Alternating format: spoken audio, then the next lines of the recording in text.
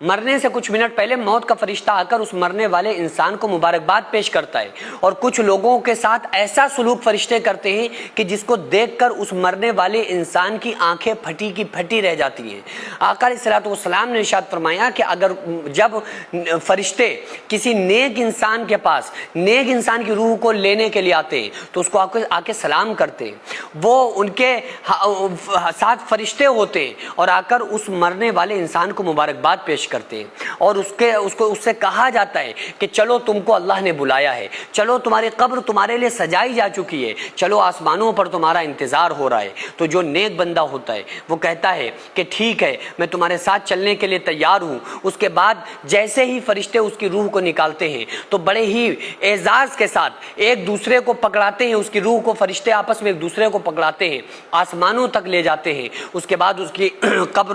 قبر کھودی جاتی ہے، اس کی تدفین کی تیاریاں چلتی ہیں۔ اتنی دیر بھی اس نیک بندے کی روح بڑا پریشان ہو جاتی ہے اور وہ لوگوں سے یہ کہنے کی کوشش کرتی ہے کہ لوگوں جلدی کرو، مجھے جلدی نہلاؤ، مجھے جلدی تدفین میری کر دو، مجھے قبر کے اندر لٹا دو، میرا دنیا میں دل نہیں لگتا تھا، میں دنیا میں رہنا ہی نہیں چاہتا، اب جلدی کرو، مجھے اصلی ٹھکانے قبر میں پہنچا دو۔ کیونکہ اس کو یہ کہا جا چکا ہوتا ہے کہ تمہارے لیے قبر کو سجایا جا چکا ہے، تمہاری قبر خوشبو سے مہک رہی ہے، تمہاری قبر تمہارا انتظار کر رہی ہے۔ لیکن جب وہیں کوئی گناہگار بندہ ہوتا ہے، جب کوئی بے نمازی فاسق فاجر انسان ہوتا ہے تو موت کا فرشتہ آ کر اس کو کہتا ہے کہ تم نے بہت بری زندگی گزاری، تم نے اپنی زندگی میں اللہ اس کے رسول کو ناراض کر دیا، حالانکہ تمہیں پیدا کیا گیا تھا اپنی عبادت کے لیے۔ اللہ فرماتا ہے وَمَا خَلَقْتُ الْجِنَّ وَالْإِنسَ إِلَّا لِيَعْبُدُونِ، کہ میں نے جنات اور انسان کو اس لیے پیدا کیا کہ میری عبادت کرے۔ تو تمہیں عبادت کے لیے پیدا کیا گیا تھا،